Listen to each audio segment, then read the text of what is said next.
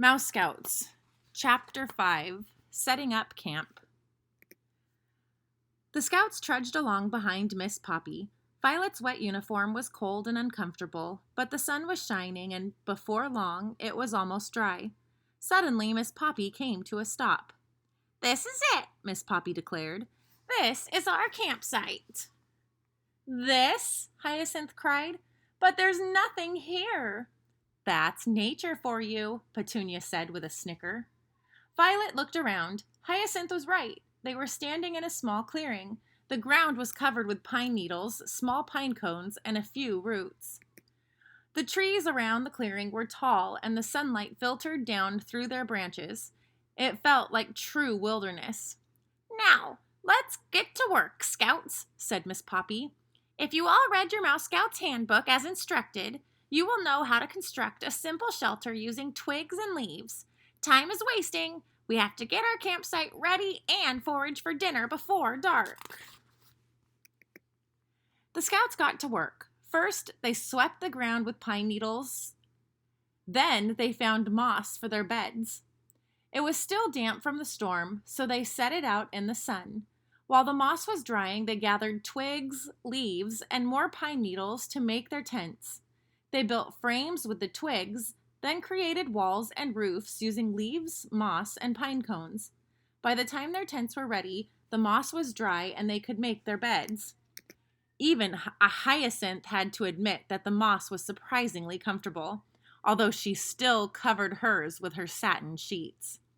Tiger Lily sat and leaned back on the pine cone that she had set outside her tent. "Just like home," she sighed. "Only better." Violet turned to her own tent. The twigs were bending under the weight of the pine cone roof. One stiff breeze would probably knock the whole thing down. No, she thought, home is much better than this. Hyacinth surveyed the campsite. Then she turned to Petunia.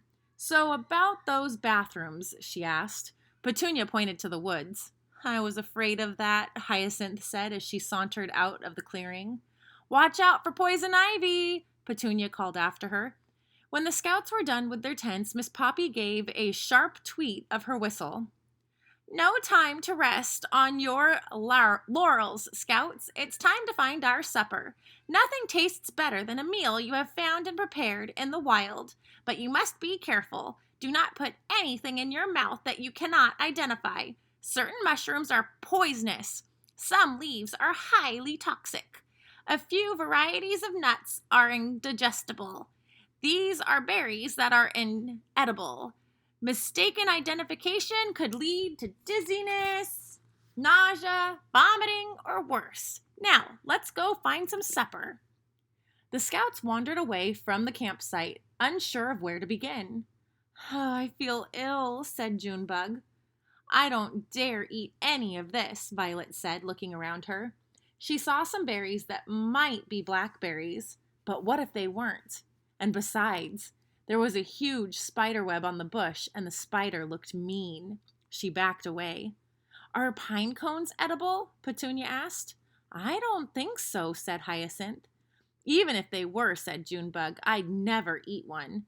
They house too many burrowing insects." "This is going to be an awful dinner," Violet said. "Don't worry," Cricket said. "We just have to wait until Miss Poppy is asleep, and then I'll get out my backpack. I think I brought enough cheese for everyone." At the thought of cheese for dinner, the Scouts decided they were done foraging and headed back to camp.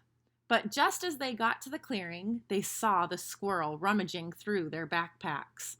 When he opened Cricket's bag, he squealed with delight, grabbed it, and rushed up the nearest tree. "Hey!" Cricket shouted, but the squirrel was already up at the top of the tree. Cricket knew she would never catch him.